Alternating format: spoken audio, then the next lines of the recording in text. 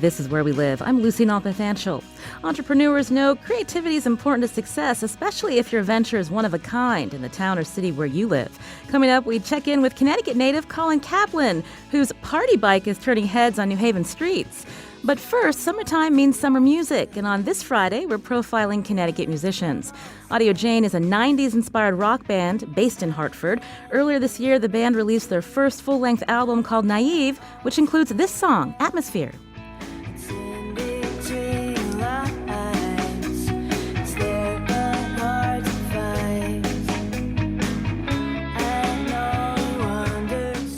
That's Audio Jane. And in studio with us today are three of its members, Sarah Peck, David Sissiot, and Mike Goldberg. Welcome to the show. Thanks for having us. So tell us a little bit, Sarah, I'll start with you. You're the lead vocalist of Audio Jane. I mentioned you're Sarah. There's Mike. There's Dave. There's also a couple of other band members. Tell us about them, and how did you come up with the name Audio Jane? Not in the studio with us today are Jesse Perkins, our bass player, and Mark Cote, our drummer. And this lineup has been playing for a couple of years, but the name Audio Jane, we were looking for a band name, and I was at a bank ATM, and I saw an audio jack, and I was like, oh, Audio Jane, that works. So, that's how it came about. Now, Dave, I understand that your music is labeled atmospheric rock. Mm-hmm. For people who don't know that, because I grew up with indie rock, grunge rock, alternative, but atmospheric, tell us more about that genre. I think in a way it comes out influence from something like Radiohead, and so putting lots of some effects, some atmosphere behind the music. I mean, Sarah writes these wonderful songs, and so as the band, we just want to kind of have something floating in the background as it's playing. That's in our electric situation, not here in our acoustic, but. And we're going to hear more music off your CD, more of the electric version, but we like that you're going to be able to play for us in just a little bit here in studio. But tell me how you all met. I understand you're all Connecticut natives. Sarah?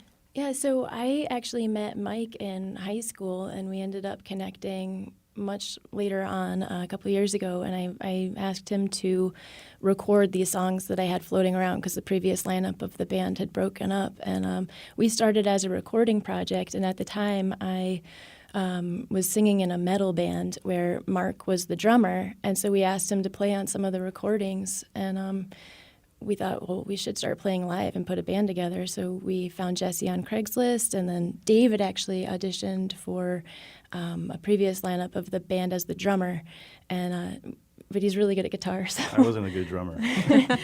Well, you're okay. But yeah, so he joined us on guitar, and it's been great. And Mike, tell us a little bit about yourself and, again, how you met all of these band members. Well, like Sarah said, we met in high school. I think it was actually junior high. Yeah. And then I've been around Simsbury for a while. Lived in Vermont, and then when I came back to Simsbury, I started recording, and that's when Sarah called me, and then I met Mark, and then found Jesse on Craigslist, and then they introduced me to Dave. When we've had other musicians on the show, we always hear that their love of music started at a young age. When did you guys all discover that you love to play and perform, Dave? I remember being probably like in second, third grade, and at that time, I think my parents had me playing the saxophone. I didn't really like that, but I remember having a tennis racket and pretending to play guitar, and I was like, yes, this is what I want to do. And then as soon as around that time also was when I started, hearing albums for the first time, and I just gravitated toward them and never really stopped. So that's me. And Sarah? I used to sing in the church choir as a kid, and then I played viola in the orchestra, and then I think the stand-up bass player in the orchestra I thought was so cool, and he played electric bass as well. So I was like, I should play electric guitar. And I started playing that and doing open mics at LaSalle's in Collinsville. They still do that open mic too, so I started performing that way. Were you in bands in high school with your friends? Yeah, I think in middle school I was in a band, and we got to play at the formal end of the year dance, and the whole thing was like a disaster. But we learn the lessons of what happens when you're trying to get ready for a show and get used to sort of solving problems on the fly and everything. But yeah, and then high school and college and beyond. I mentioned that all of you are from Connecticut, and at a time we heard from Mike you had moved away, you came back. Why come back to Connecticut? Well, I mean, family roots, I think that's one thing. And then I grew up in West Hartford, and a lot of people I grew up with, we all went away. And then after going away, for whatever reason, you say, I want to come back and settle down here. And the rest is history. rest is history. Sarah? Yeah, I lived in California for a while, and that was really far from my family, but also it felt like the same day all the time. I kind of like the Connecticut landscape and the seasons, and just family and friends too. Is it hard to balance this band with your day jobs? And tell us a little bit more about what you do on the side and what it's like to have a band, find places to play, grow your audience. So I'm a property claims adjuster by day, and I actually find that it's a good balance. I have the security of the day job and this creative outlet, and it's pretty flexible. Actually, I really look forward to band after work. It's like the highlight of my week. Yeah, it's definitely like well, you could call it a hobby, but it's obviously more than that. But yeah, I do accounting and financial analytics for a local company here in Hartford, and then at night I go out and play music, mostly here around Hartford. And yeah, it's just for the love of it, really. This is where we live. In studio with us are members of the band Audio Jane, and they're going to be playing for us in just a little bit. But I wanted to ask you about your first album released, I believe, earlier this year, Naive. Tell us about that, and I guess the why you chose that name. Wow, I don't know why we chose the name. I think it just was seemed like a catchy title from the song actually we're going to play later is the title track off of it. So that song just kind of stood out. And the songs I had written a while ago, some of the songs were some of the first songs that I ever wrote, and I just wanted to have a final recorded version of them, I guess, before moving on. So it's kind of a collection of songs that are about lots of different things that I wrote, at different periods of my life that are all kind of coming together on this album. It was really exciting to have it completed finally. How long did it take you again to do that full-length album? Since I met Mike, he's been amazing. I mean, he's great at recording and producing, and we actually released our EP last July, right? And then in April we released Naive. So Mike's been just getting it done. We've been doing an album a year. We've got another one we'll be doing this winter to record, and so it's been a year, an album pretty much. Nice. Album a year. Well, I don't want to tease our listeners anymore. I think they want to hear you play again. Audio Jane members Sarah Peck, David Sissiot, and Mike Goldberg are going to perform the title track of their album, Naive, live in WNPR Studio 3. Let's hear it. 1, 2, 3.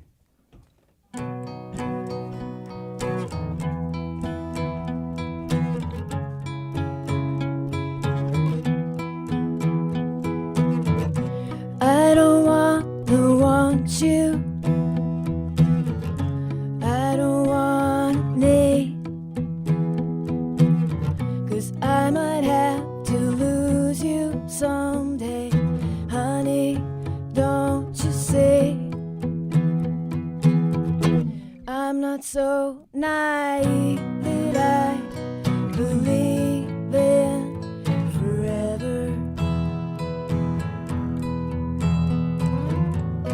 I know it always means right now. Tonight I'll sleep in an empty bed. I hear the voices through the wall.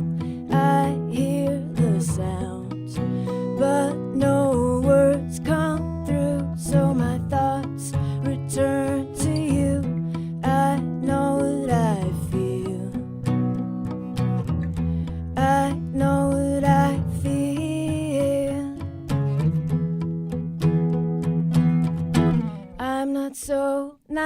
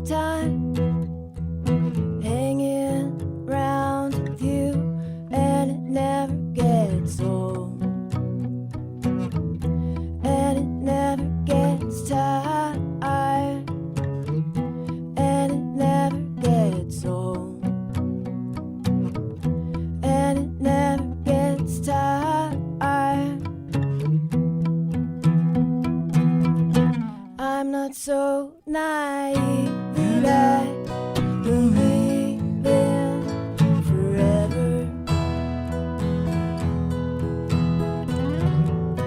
I know that always means right now.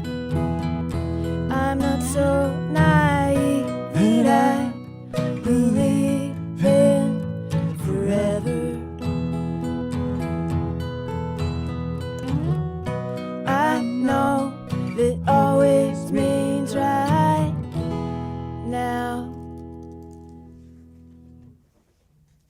That's Audio Jane members Sarah Peck, David Sisiot, and Mike Goldberg performing live here on Where We Live. The song is called Naive. Also, it's the name of their first full-length album. Sarah, tell us about that song. What were you thinking when you were writing it? We heard Dave say that you're a great songwriter. What are your influences?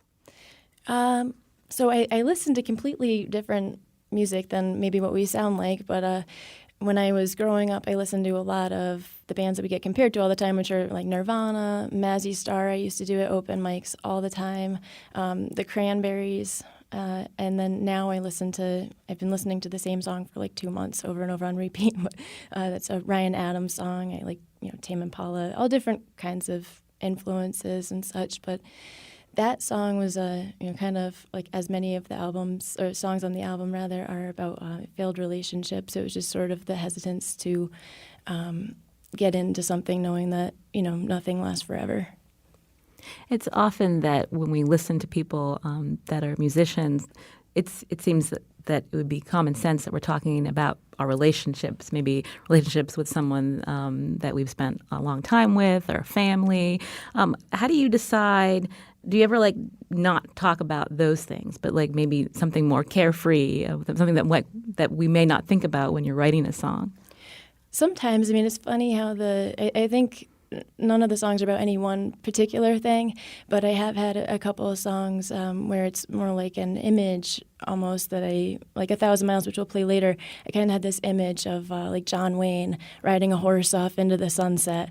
And then, it's kind of about relationships too, but I had that image in my head when I was writing it. And Dave, how do you collaborate with Sarah and the others with writing these songs? Sure. Well, so Sarah comes up with the lyrics and what the chords are.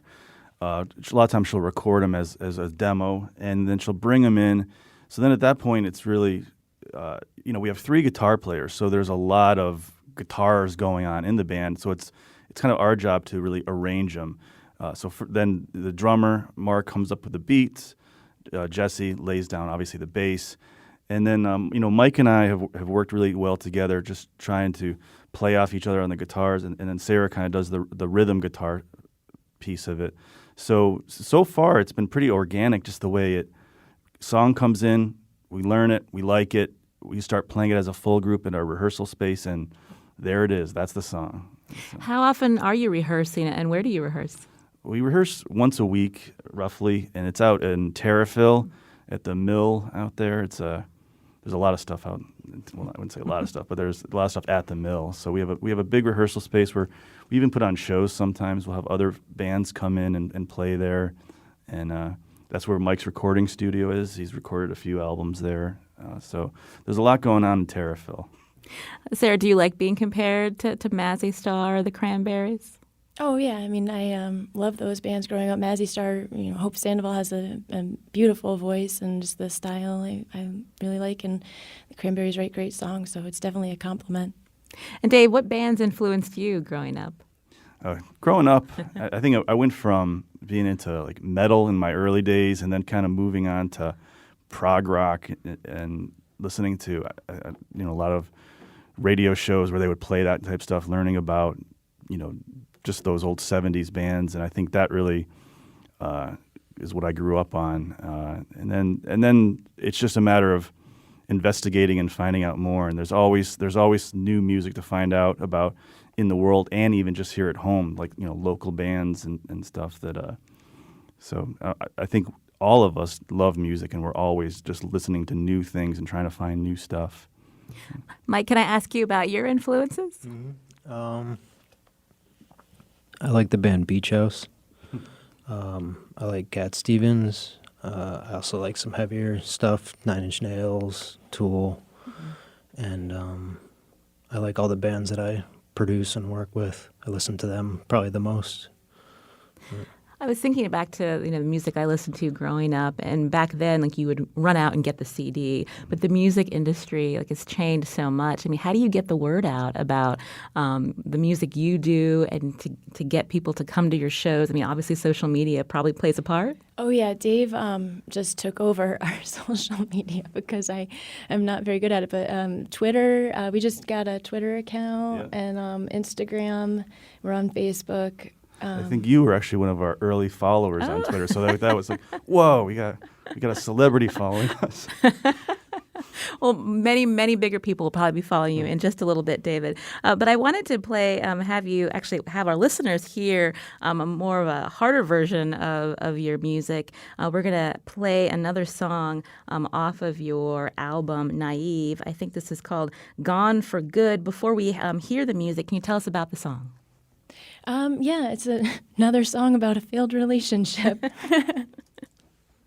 All right, so we're going to hear Gone for Good off the album Naive. Again, members of Audio Jane, a Hartford-based rock band in studio with us here on Where We Live. Here's the song, Gone for Good.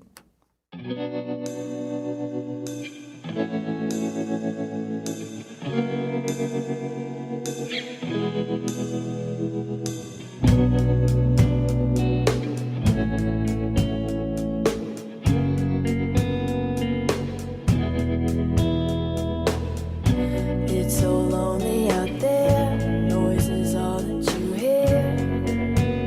You're not getting anywhere. Love is all that you know, love is all that you know. You're not getting anywhere.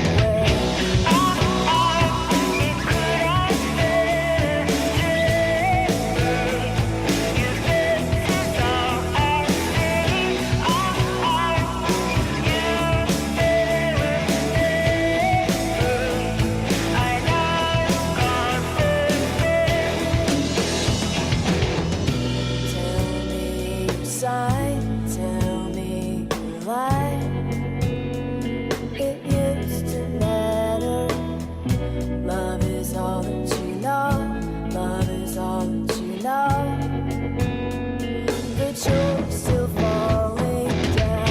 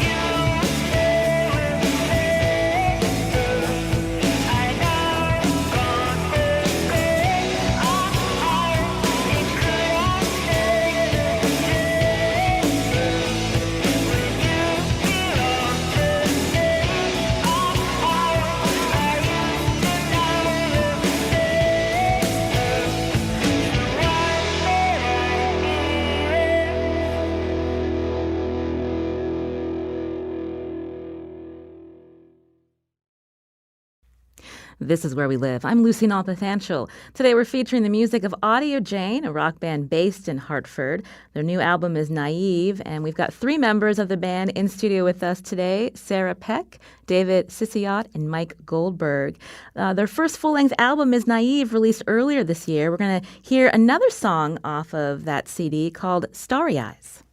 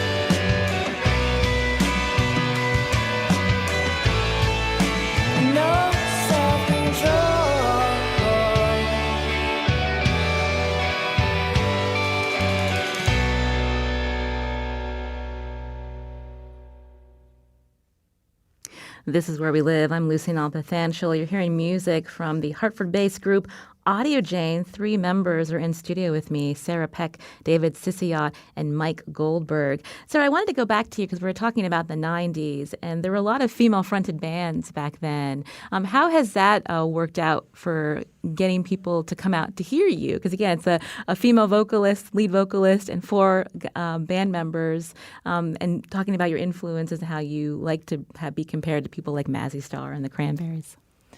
Yeah, I mean, I definitely listened to a lot of female artists growing up, which was really, really cool. I listened to, some of like Riot Girl stuff, Bikini Kill, Hole, the old stuff, and I don't know, L7, all of that. But yeah, being a female-fronted band, I don't know. I mean, I don't know what it's like to be a male-fronted band, but I think... Do you see your audience responding to your voice? You've got a lovely voice. Thank you. Yeah, I mean, our audience is very supportive of us. We have some diehard fans, and I don't know, Dave might have a better understanding of the difference between, like, the female-fronted thing versus... Because Dave actually fronts his own project. Well, I know, I have a separate band where I front it, but so like on social media on that one, I'm like the front guy. But then when I'm running Audio Janes, most people think I'm Sarah online. So, that's different in a way. But I think a lot of times, I mean, Sarah has such a great voice. So, I'll be just talking to friends or acquaintances and say, oh, I play with this band, Audio Jane. Then we'll play them, give them a CD or something, and they'll listen to it and say, wow, that's terrific. That's better than I expected. I'm never sure how to take that, but people have responded great. The songs are catchy. She has a great voice, and I think the band, we all like each other a lot, and we really enjoy playing with each other. So I think just through the music, hopefully that translates through and kind of gives an energy, and people want to hear more. What is the local music scene like? When we look at bands in Connecticut, I mean, it feels like there's lots more like folk artists out there. I mean, you're definitely, a harder band to listen to. I mean, we like the electric sound, one of the reasons why we invited you into the studio. But we're giving people an ability to hear you play an acoustic. Mm-hmm. But do you often play acoustic, or is it definitely the electric? We've done one acoustic show before, and that was with our bass player, Jesse, and me and Mike. So this is a completely different lineup for us. We may do it more. I don't know. It's fun mixing it up a little bit. There are opportunities. There's a lot of opportunities here in Hartford to begin with. So, we get to play out. There's a number of venues and just opportunities to play electric, but at the same time, there's a ton. If we turn the volume down and play acoustic, sometimes I'll go out and I met the guys from the Professors of Sweet Music, and this was like 2 years ago. Just kind of showed up, started talking to them. It was an acoustic thing, and just started playing with them. And now every once in a while I'll sit and play with them. So there's the acoustic here in Hartford where you can go out and play restaurants and quieter spots, and then, as I said, the electric as well. I don't know if people always know how much there is in Hartford music-wise to do. All you need to do is go and look for it between bands, venues, even music on Pratt or up on Constitution Plaza. During my lunch hour, there's always stuff going on. Do you feel like New Haven gets more attention? They definitely get more attention. But I like Hartford more. Now, when we talked a little bit about your influences, when you're playing, Dave, I mean, who do you want to emulate when you're playing? So I guess I don't use a pick when I play. So I think that kind of, there are certain guitar players who I try to be like. I'm nowhere near as good as like a guy like Richard Thompson. Like if I could even be a fifth as good as he is, and. I'm always out looking at just for different things as far as the atmospheric stuff, going back to the 70s and like a guy like Steve Hillage, who was in a band called Gong, and Steve Hillage kind of just invented in a way a lot of ambient music, along with like Brian Eno, but Hillage was a guitar player, so he's a big influence as well. We're going to hear you play acoustic in just a couple of minutes. But Sarah, I wanted to ask you, who are the other bands that you play with and who you collaborate with to get the word out about Audio Jane? Yeah, so we have a really supportive local music scene. We've made friends with a lot of other bands, and Mike actually just recorded. We have two bands down the hall. We have a lot of bands down the hall, but two that we're really close with are Harry Streaker and Mike just recorded an album for them. It's called Volumes. They actually did a guest vocal track on there. It's an excellent album.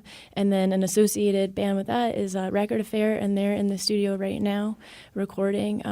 But we've also played a lot of shows with like the Super Scenics, Robot IQ, and we have one coming up with the Lonesome While at the Night Owl on August 26th. And those guys are great. We just did a show at our practice space with them, and Yeah, they're all based out of Hartford. Super Scenics, the drummer for the Super Scenics plays in the Hartford Hot Several, and they show up everywhere.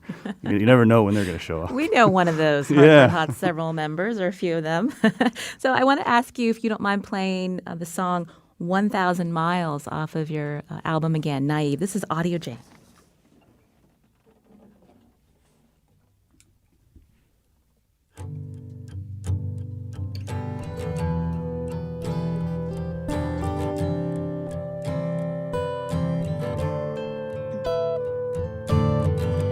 Got yourself in too deep. You've been running a pace you can't keep.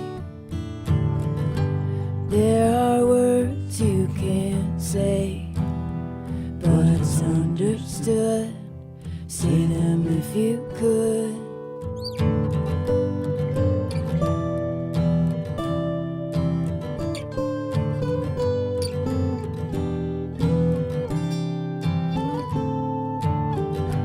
You keep going on your own.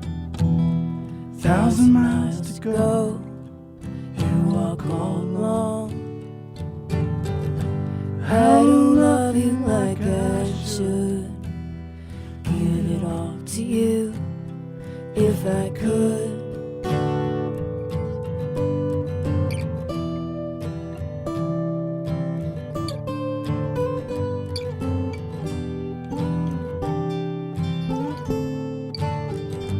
There's a way to go that's easy. There's a reason, and that's no good. You always smile when you're down. Wanna be like that? I can't help but frown.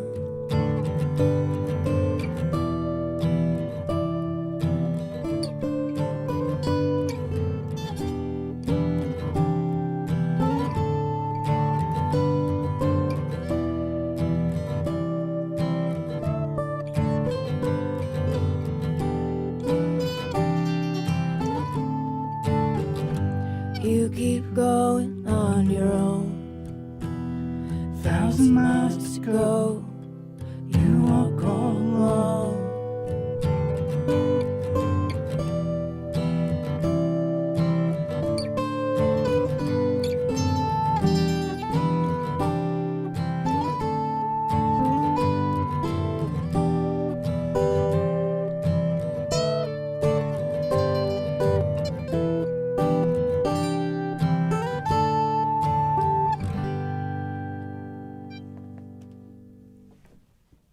That's Hartford-based Audio Jane here on WNPR's Where We Live. I wanted to ask one of the band members here, Mike Goldberg. I understand you're playing the EBO. Is that how? Can you describe that for listeners who aren't familiar with that? Sure. It's just this little thing that you hold over your string, and has a battery operated, and it vibrates the string. It really creates a unique sound in your songs. Mm-hmm. Yeah, they love it. They always tell me to use it. That's part of the atmospheric quality. it's our cowbell. So I say more EBO, more EBO. More EBO. And now how do you get certain gigs? So I know you play out a lot in Hartford. A few times I've seen you on your social media playing in Boston. I mean, how do you get those gigs, and who are the people that are coming to your shows? So sometimes we reach out to venues directly, and then you kind of build up, sometimes it's just about relationships, meeting people from gigs, and then they're like, oh, would you like to play this? And social media has helped us a lot. We're doing the Glastonbury Apple Harvest Festival. October, right. Yeah. Yeah, that was through social media. We had just started Twitter, connected with Chip McCabe because we were talking about his new book about heavy metal, and we kind of were just going back about different bands, and so he listened to us, liked us, finally met him in person, and then he offered that Glastonbury Apple Harvest Festival. But in general, yeah, relationships is how you start getting the shows. I think social media really helps a lot. One of the shows we played was at the Hanging Hills Brewery right here in Hartford, and that's because Joe, the owner, just kind of literally reached out to me on Twitter. I had gone there because it's right near where I work, but I didn't really know him, and so he reached out, and then in addition to that, like just here in Hartford, we've played Half Door because through relationships, the Night Owl, or Sarah's Coffee. And I think that's mainly because I just go in there and get coffee during my lunch hour, and they were kind enough to let us play there in June, and now we're going back in the end of August. We just heard from a listener, just a quick call before he hung up. His name's Billy. Says he's a big fan, and he's rooting for you, Audio Jane. He wants to see you succeed. I want to ask you about your future plans. Again, your first full-length album, Naive, out earlier this year. What are you working on now?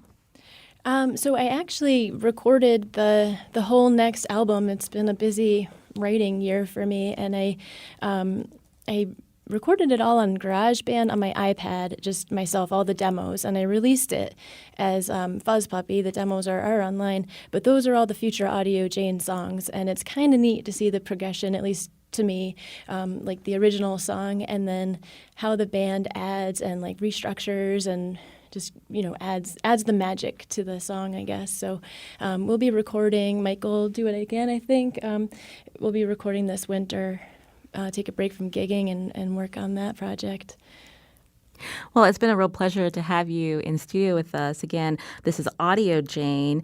And before we head out, I just want to let our listeners know if they they go on to Facebook, we're going to see a Facebook Live performance from Audio Jane if you just search for Where We Live right after the show ends. But before you go, if you could play one more song for us. This, I think, is called Oceans. And again, I want to thank vocalists Sarah Peck, David Sissiot, and Mike Goldberg. This is Where We Live.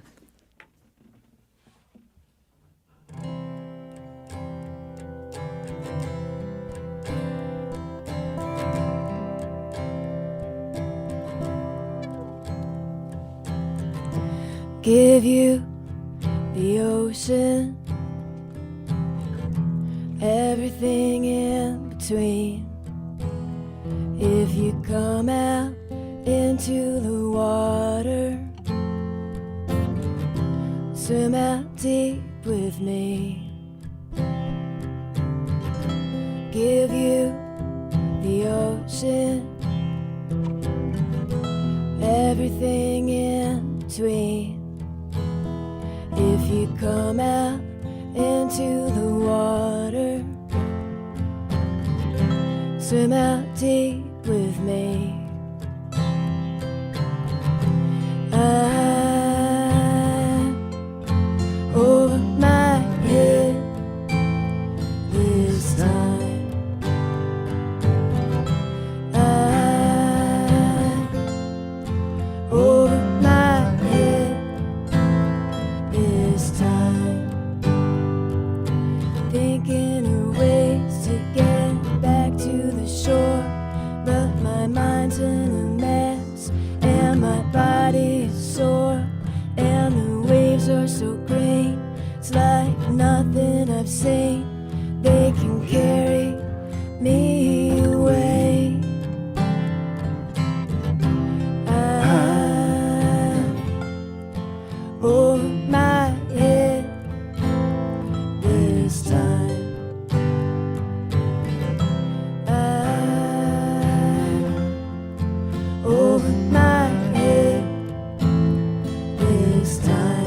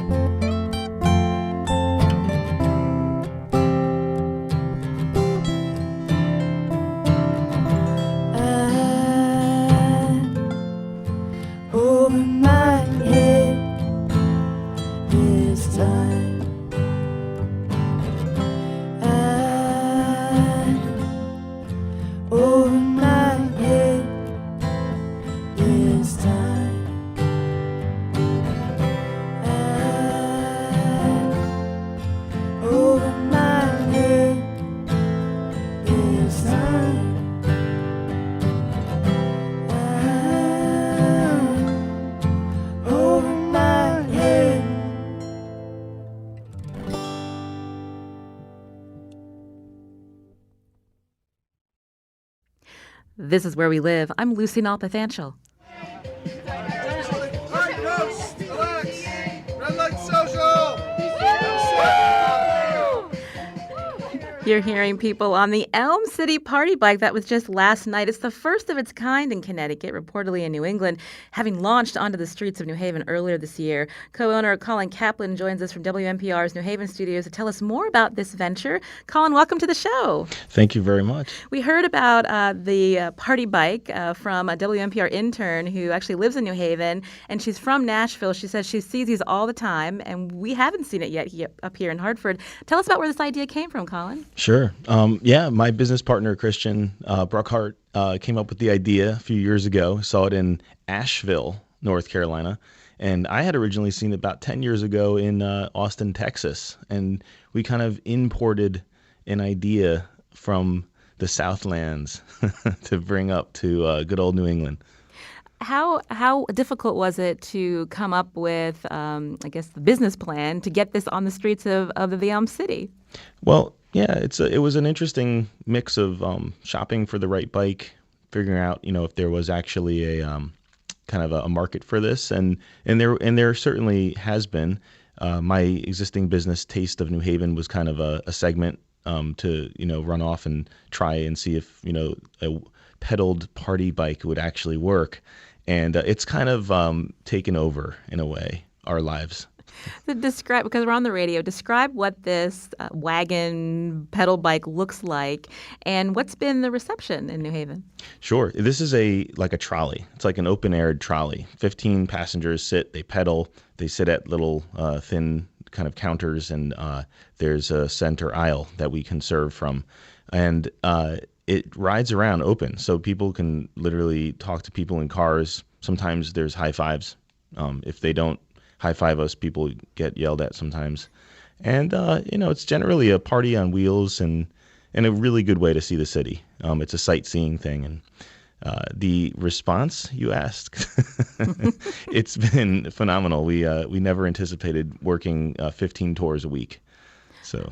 And any complaints from city residents or city officials worried about, how you navigate this safely on the busy streets of New Haven at times? The idea people are actually drinking on the party bike. They're not necessarily driving. There is actually another person at the helm. Oh, thank God. Yeah. One of us who's nice and sober and trained is driving it. But we take any complaints seriously. And, obviously anything new is going to be different. And it's very obvious when you see this thing on the road. And, we are very much community oriented, and in that way, we always try to make sure that we're doing the right thing for the city. And it is a big party, and this is all about a little bit of fun and a little bit of control and safety at the same time.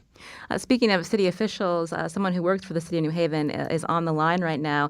You probably know him, Doug Houseladen, Director of Transportation, Traffic, and Parking at the city of New Haven. Doug, thanks for calling in.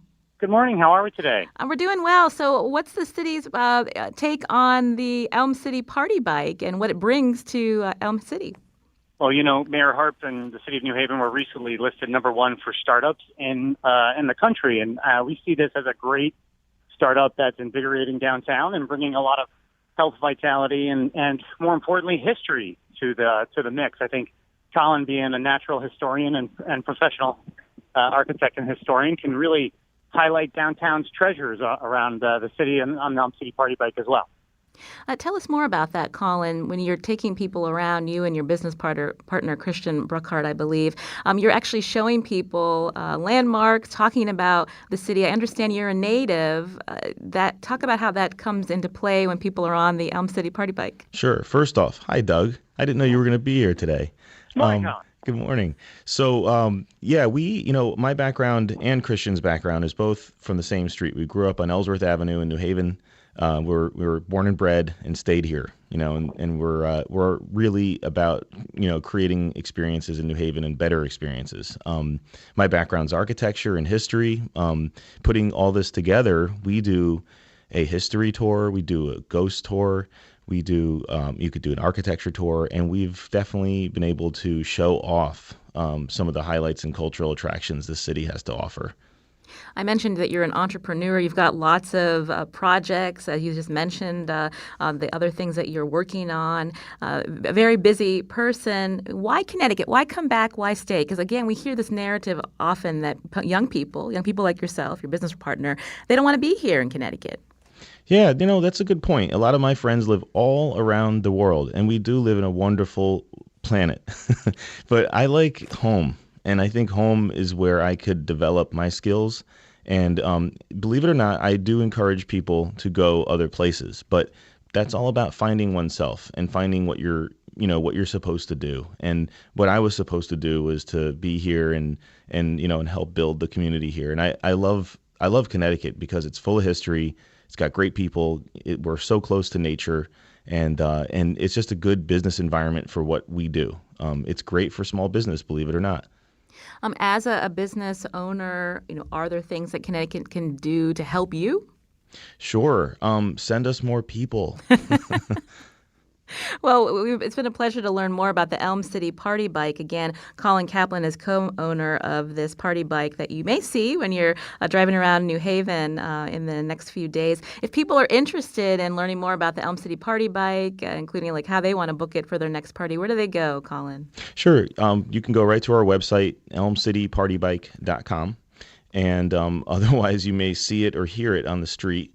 But we understand, it's people ask, hey, can we just hop on? And we do. We were really welcomed by the city of Milford, and we've got hop-on tours this weekend in Walnut Beach. So, as we grow, you'll see us in more cities, possibly in the Hartford area, in the Stamford area, and you never know, in your small little village as well. Well, I want to thank Colin Kaplan, again, co-owner of the Elm City Party Bike in New Haven. He joined us today from the studios, WNPR studios in New Haven. Thanks so much for your time, Colin. Thanks, Lucy. I want to do a special thanks also to Diane Orson in New Haven. Our show today was produced by Lydia Brown and Carmen Baskoff. Special thanks to also a digital team with Tucker Ives. And please stick around. Go to Where We Live's Facebook page for a Facebook Live, a special performance from our earlier guest, Audio Jane. I'm Lucy Nalpathanchel. Have a great weekend.